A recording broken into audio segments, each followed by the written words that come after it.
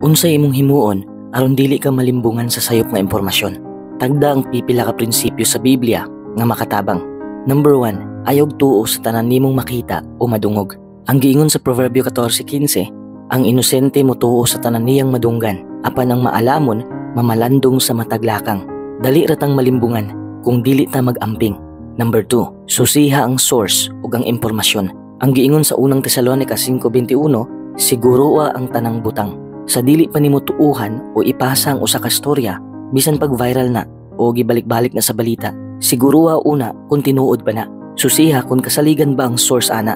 Usahay, mapasahan siguro kasi ang mga higala o dili tinuod nga impormasyon diya sa social media. Ayog tuuhi ang usa ka shared post.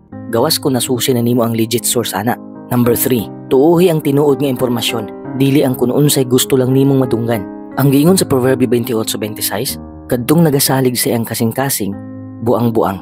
Dali ratang mosalig sa usa ka impormasyon nga nagsuportar sa kung unsay gusto natong tuuhan. Pero hinumdumi nga ang gusto natong madunggan, dili kanunay ang angay natong tuuhan. Number 4, ayog ipasa ang dili tinuod nga impormasyon. Ang giingon sa Exodo 23:1, ayaw pagpakaylap og dili tinuod nga balita. Hinumdumi nga ang impormasyon nga imong gipasa sa uban makaapektar sa ilang hunahuna og buhat. Bisan pag dili tinuyo ang pagpasa nimong sayop nga impormasyon, posibleng makahatag ni kadaot sa uban.